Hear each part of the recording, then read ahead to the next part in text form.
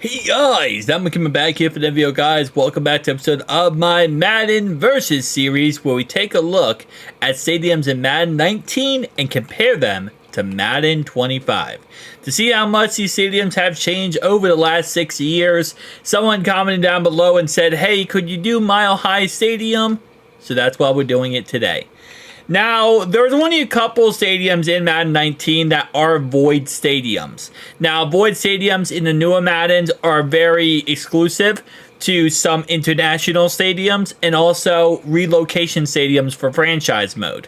So the Denver Broncos stadium, there really isn't much to it in Madden 19. It is completely a void stadium. There is nothing on the outside of the stadium. And as you can see, also the outside of the stadium is not even complete. They didn't do the outside of the stadium. They didn't even bother to put, below the bleachers. It is just a single line mesh of below the bleachers, and that's it. They decided not to do anything more than that, which is kind of disappointing because, again, like I said, you look at the Cowboy Stadium, Viking Stadium, and many others in Madden 19, and they actually look really good. And then you have a couple that are mesh stadiums, including the Detroit Lions. So you do have yourself right there, the what's called the horse on the very top, the mascot. But outside of that, it is a very lackluster stadium. There's not much going on, and it's funny because Madden 25, there's a lot going on at Mile High, and it does look very, very beautiful. So normally we take a little bit more time on Madden 19, but there isn't really much more to kind of break down. We're going to look at the locker rooms in a second. There's supposed to be 3 flags on either side. There's not, surprisingly enough. But the locker rooms, there is no locker room. So this is all you get for the locker rooms, which is a little walkway system. And that's pretty much it. So not much going on here. Again, as I said before, not sure why the Denver Broncos got the most hate in 19, but it is what it is. They really didn't get much at all. Now, again, 25 looks a lot better, so we're going to spend a lot of time on 25. But for 19, yeah, it is just the bare minimum effort you can really kind of go with. I'll be honest with you. But let's go ahead and look at 25. Hang on, guys. Madden NFL 25. Side note, I get that comment all the time.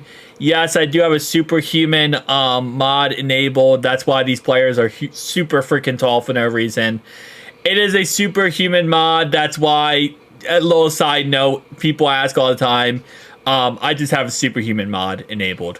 But anyway, though, this is the actual tunnel system of Madden 25 for Mile High. It is all one, so both sides connect together, which I believe is what it is in real life, so makes a lot of logical sense, and also looks very good. If it wasn't for the fact that the brightness is absolutely atrocious, this is a pretty good tunnel system. It's humongous overall wise. I mean, as you can see, this is a lot bigger than Madden 19 was, if we're being honest. Now going to this tunnel system, there is none.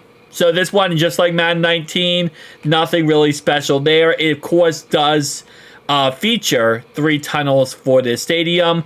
As I've said before, with 19, there is supposed to be 3 on this side and 3 on this side, but sadly, for some reason, there's only 3 on one side in Madden 19. They didn't do both sides. You have Empower Field at Mile High. You do have people walking around everywhere, which is cool. Now, the one thing about this stadium where Madden 19 actually kind of relives itself is the mesh is not complete. So the mesh is the building of the actual building. It's not actually complete. There's a lot of gaps and holes and just incomplete stuff. They get away with it by adding just glass layers on the outside of the stadium. But for example, if you really go inside of it and Noclipped inside of it, it doesn't look that good. It kind of looks kind of janky. Again, compared to Madden 19, though, it looks like night and day, the best thing ever, right? So compared to Madden 19, yes, it looks amazing. But if you compare it to, obviously real life, you're going to kind of fall short on that. So there are people everywhere, like I said before, this is a part of Madden 24S type design. In Madden 24, they added people to the outside of the stadiums and all around the stadiums, which obviously adds that key, kind of realness factor. The point of Madden video games slash football simulators, as you would call them, is to keep the real immersion going.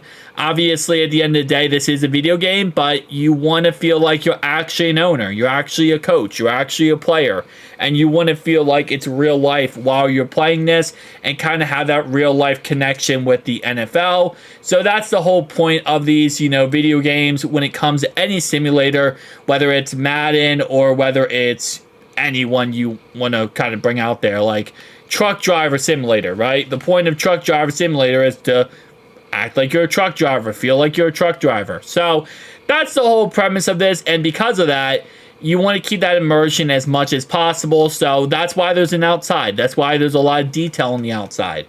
There used to be a thing where they would do cutaway shots to the outside to make it look and show all the outside stuff. For some reason, they kind of got rid of that idea as that concept.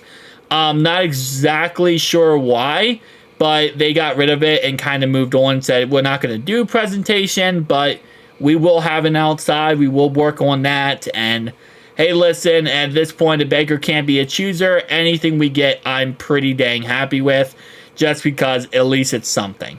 Now, there is this thing I call a urinal cake over here. It's like a little replica stadium, which actually does look really cool. It looks small, but if you compare it to, for example, a car, this is what a car looks like. This is what this thing looks like, which is, it's like three times the size of a normal SUV, which, again, for all intents and purposes, looks pretty good. It actually kind of looks cool. I'm not sure exactly what that's for. Definitely tell me down below if you know. Now, this is Denver, Colorado. Not much going on outside the stadium, just a bunch of buildings and nothing too crazy. Now, it looks like there's a city in the background there, and what they utilized here was 2D planes. So there's two different versions of modeling when it comes to video games or cartoons or pretty much anything when it comes to animation. Is you either have 2D images or you have 3D images. 3D images is what you see right here. That's a 3D image. A 2D image is just a picture. So, for example, think of it like this. If you put a piece of paper behind your head and you draw a little house on it and you take a picture, that's a 2D image behind you. You have a piece of paper with a house on it. It's not actually a house, it's just a 2D image. Now, if you take, let's say, for example, a cube, and you put a cube behind your head, an actual physical cube, then you will be, again, using a 3D image because that's a 3D object behind your head. So that's pretty much the big difference. Now, in the old days, back in the 90s, they got away with 2D images because as long as you kind of layer them up correctly, they can look really good. So, for example, this is the Smoky Mountains, but this is all just a 2D image. As you get closer to 2D images, they look really bad, but when you kind of go away and, give a little bit of distance, they actually look pretty good. So, for example, this is just a picture. Same thing with this. It's just a picture as well. This is all just pictures, so nothing really special there. But from a distance, it gives that illusion that, yes, this is actually, the Rocky Mountains. Same thing from the city. If you look at the city right here, you're like, oh, wow, they did a full-on city, and that looked realistic. No, this is not the full-on city. This is just a 2D image that they plastered on there. Again, there's nothing wrong with doing this. It actually works out very well, especially for most video games and most, cartoons if you're just trying to do a landscape.